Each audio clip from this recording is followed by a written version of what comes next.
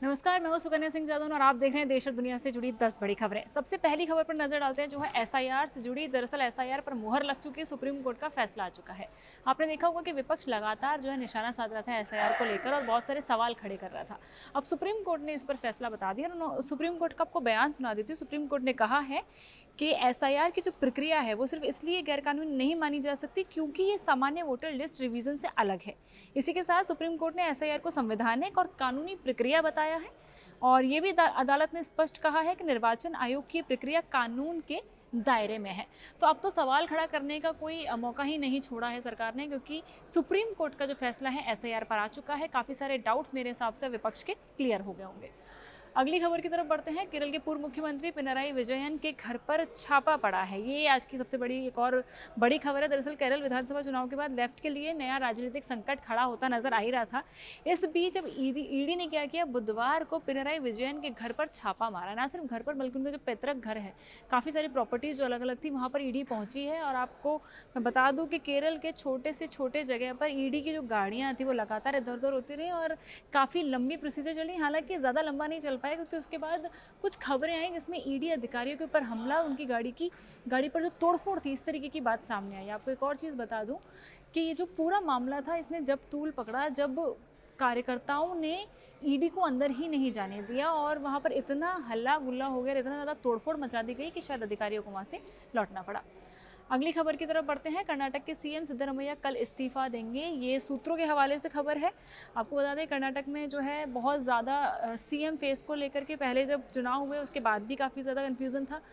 जैसे तैसे ये सिद्धरमैया बने, पर अब सवाल ये है कि क्या जो डीके शिव कुमार हैं वो कब शपथ लेने वाले हैं, सिद्धरमैया कब इस्तीफा देंगे, क्योंकि 2-4 दिनों से लगातार दिल्ली में मीटिंग चल रही थी और मल्लिकार्जुन खड़गे ने भी कहा था कि जो राहुल गांधी है उन्हीं का आखिरी फैसला होने वाला है कि आखिर कौन जो है सीएम पद की शपथ लेगा। तो आपको बता दें कि अब काफ़ी हद तक पिक्चर क्लियर होती जा रही है। सिद्धरमैया इस्तीफा देने को तैयार हैं और डीके शिव कुमार कर्नाटक के नए मुख्यमंत्री बनने को तैयार हैं।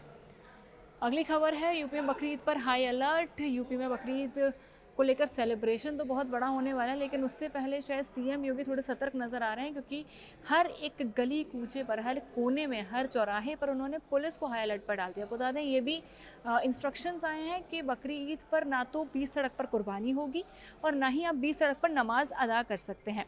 इसी के साथ संभल, चंदौली, अयोध्या और मुजफ्फरनगर समेत सभी जिलों में विशेष सुरक्षा योजना लागू कर दी गई है। पुलिस ऑफिसर्स को तैनात कर दिया गया है। CCTV cameras, drones, social media monitoring के जरिए हर एक चीज़, हर एक नेटवर्क पर नज़र रखी जा रही है। अगली खबर, गर्मी हिल स्टेशंस पर लगा दाता। आपने देखी भैया होगा कि नौ तपा जो है अभी जो पीक पर है गर्मी, इस वक्त 9 दिन लगातार बहुत ज़्यादा गर्मी पड़ने वाली है, 2 जून तो। और इस बीच लोग ठंडी जगह पर निकल गए हैं छुट्टियां मनाने, क्योंकि गर्मियों की छुट्टियां भी है। इस बीच मनाली में एक्चुअली लोग 8-8 घंटे जाम में फंसे हुए हैं, क्योंकि सड़कों पर जो है गाड़ियाँ कम होने का नाम नहीं ले रही हैं। एक के बाद एक लोग वहाँ पहुँचते चले जा रहे हैं, क्योंकि ठंडक है, ठंडक की खोज में लोग निकले हैं। क्योंकि गर्मी अब आप यूपी में देख लीजिए, दिल्ली में देख लीजिए, बिहार में देख लीजिए, एमपी में देख लीजिए, हर जगह जो गर्मी चरम पर है।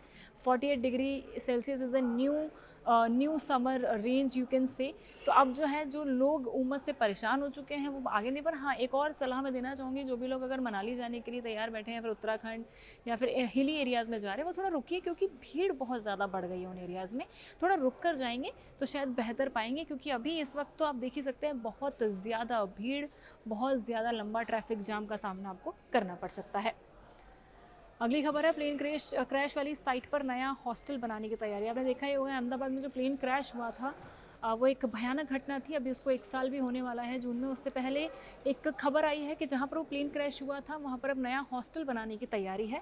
एक नया हॉस्टल निर्माणाधीन जो प्रक्रिया है वो चालू हो चुकी है। लेकिन उससे पहले जो वहाँ पर पीड़ितों का परिवार है, जो लोग उस हादसे में जिन्होंने अपनी जान गंवाई, वो एक रिक्वेस्ट कर रहे हैं, वो एक ईमेल भेज रहे हैं सरकार को कि उस जगह पर आप एक नई इमारत बनाने से बेहतर है कि आप वहाँ पर एक स्मारक बनाएं उन लोगों की याद में जो लोग वहाँ पर जिन लोगों ने अपनी जान गंवाई है। तो इसको लेकर के काफ़ी ज़्यादा कन्फ्यूज़न है कि वहाँ पर क्या होने वाला है। परिवार ने सरकार और संबंधित अधिकारियों से किसी भी फैसले से पहले प्रभावित जो लोग हैं उनसे परामर्श मांगने की भी मांग की है।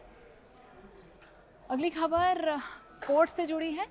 अब 2 फेज़ में होगा आईपीएल। आपको बता दें कि अब एक्चुअली अभी सोर्सेज के हिसाब से कहा जा रहा है, क्योंकि जो मई जब होता है, ये आईपीएल जो होता है जो मार्च में शुरू होकर मई तक चलता है, उस वक्त गर्मी बहुत ज़्यादा होती है, पीक लेवल पर गर्मी होती है। इससे स्पोर्ट्स में जो स्पोर्ट्समैन है उनको काफ़ी ज़्यादा दिक्कत होती है, क्रिकेटर्स को काफ़ी ज़्यादा दिक्कत होती है। ये सोच करके अब शायद आईपीएल 2 फेजेस में करने की तैयारी है। अगर मैं आपको बताऊँ कौन से 2 फेजेस होने वाले हैं, तो पहला चरण फरवरी के आखिर से अप्रैल तक खेला जा सकता है। वहीं दूसरा चरण सितंबर से अक्टूबर के बीच कराने की योजना बनाई जा रही है।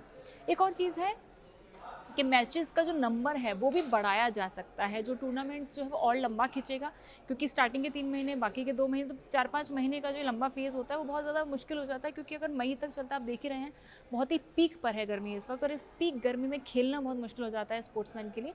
दैट्स वाई मे बी जल्दी ही ये डिसीजन लिया जाए, क्योंकि आईपीएल के जो चेयरमैन हैं अरुण कुमार धूमल, उन्होंने कहा है कि आईसीसी के फ्यूचर टूर प्रोग्राम और ब्रॉडकास्टर्स के साथ बातचीत सही दिशा में जाती है, तो ये बदलाव संभव है। अगली खबर है वैभव सूर्यवंशी से जुड़ी। आज खेल भी रहे हैं राजस्थान रॉयल्स के लिए, तो टेस्ट के लिए तैयार नहीं है वैभव सूर्यवंशी। ये बयान दिया है सौरव गांगुली ने। एक्चुअली उनका कहना है कि जो उन्होंने पूरा बयान दिया वो मैं एक बार बयान सुना देती हूँ। उन्होंने कहा है कि T20 में वैभव को तुरंत मौका दिया जाना चाहिए, लेकिन टेस्ट में नहीं। उन्हें जगह बनाने के लिए फर्स्ट क्लास में खूब सारे रन बनाने होंगे। वैभव बहुत प्रतिभा के धनी हैं। दुनिया के धुरंधरों के सामने 15 साल के लड़के को इस तरह बल्लेबाजी करते देखना अविश्वसनीय है। ये भारतीय टीम का भविष्य है। तो उन्होंने एक सजेशन रखा है। उन्होंने कहा है कि टेस्ट में देने से पहले उन्हें T20 खिलाएंगे तो ज़्यादा बेहतर होगा। अगली खबर एंटरटेनमेंट सेक्टर से है। मैं पूरी तरह गंजा। दरअसल हनी सिंह की आपने अभी भी देखा होगा कि हनी सिंह काफ़ी लंबे वक्त तक गायब रहे। उसके बाद उन्होंने एक कमबैक किया, और वो कमबैक इतना स्ट्रॉन्ग था कि उनका हर एक हर एक गाना जो है अब वायरल है, यूट्यूब पे ट्रेंडिंग पर रहता है। और नेटफ्लिक्स पर भी अभी उन्होंने अपनी पूरी आत्मकथा सुनाई थी। मतलब जिस तरीके से वो उभरे हैं इतने लंबे वक्त के बाद, जिस तरीके से वो नशे और वो ये सारी चीज़ें उन्होंने जो रिवील की थी, अब उसके बाद उन्होंने एक और चीज़ रिवील की है। उन्होंने खुद ये बताया है कि नशे की लत और बाइपोलर डिसऑर्डर के दौरान उनके जो सिर के सारे बाल थे वो झड़ गए, जिसकी वजह से उन्हें विग पहननी पड़ी। तो that was a big disclosure from his side. And Honey Singh जो है हमेशा से बहुत ज़्यादा ओपन रहे हैं। उन्होंने हमेशा हर एक बात बहुत ओपनली अपने फैंस के सामने रखी है। तो ये भी उन्होंने अभी डिस्क्लोज़ किया है एक पॉडकास्ट के अंदर।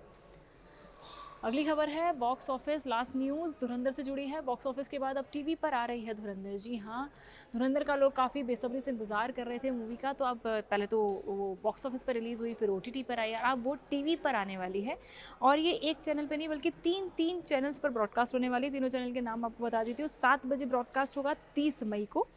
चैनल के नाम है स्टार गोल्ड 2 और कलर्स सिनेप्लेक्स। यहाँ पर आप धुरंधर का जो ये पूरा टीवी लॉन्च है वो देख सकते हैं। पूरी मूवी आप धुरंधर की अब टीवी पर देख सकते हैं। तो ये थी आज की 10 बड़ी खबरें। ऐसी तमाम अपडेट्स, तमाम न्यूज़ लाते रहेंगे। जुड़े रहिए इंडिया टीवी के साथ।